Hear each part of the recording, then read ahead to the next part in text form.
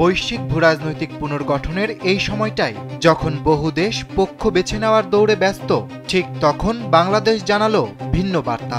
বলল, পক্ষ নয়, বরং সঠিক পথই হবে বাংলাদেশের পছন্দ।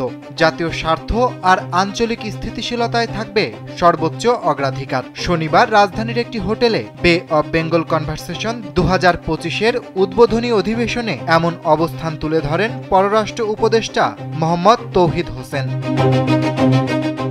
পররাষ্ট্র উপদেষ্টা বলেন, পরিবর্তনশীল আন্তর্জাতিক ব্যবস্থায় বাংলাদেশ আত্মবিশ্বাসের সঙ্গে অংশ নেবে। একই সঙ্গে সার্বভৌমত্ব অটুট রেখে জাতীয় স্বার্থ ও আঞ্চলিক স্থিতিশীলতাকে সর্বোচ্চ গুরুত্ব দেওয়া হবে। ক্ষমতার নতুন কাঠামোতে বাংলাদেশ নিছক করিডোর নয়, স্যান্ডেলিনা সো, রূপচর্চায় আভিজাত্য।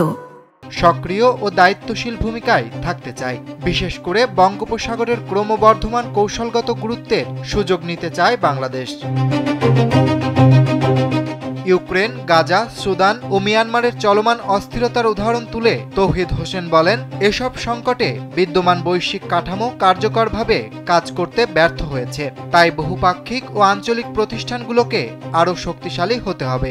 মানবিক অঙ্গীকারের জায়গায় উপদেষ্টা উল্লেখ করেন, রোহিঙ্গাদের আশ্রয় দেওয়া এবং জাতিসংঘ শান্তিরক্ষা মিশনে নিয়মিত অংশগ্রহণ বাংলাদেশের দায়িত্বশীল অবস্থানের প্রমাণ।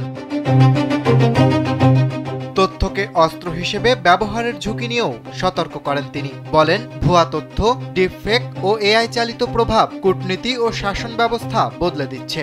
বাংলাদেশ চায় নিরাপদ তথ্যক্ষেত্র এবং এমন নিয়ন্ত্রক কাঠামো যা নিরাপত্তা বজায় রেখেও নাগরিক অধিকার রক্ষা করবে।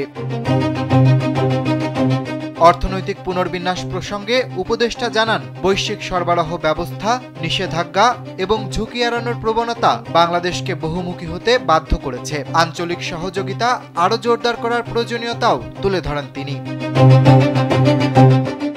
অরিত্র বাসু, কালবেলা।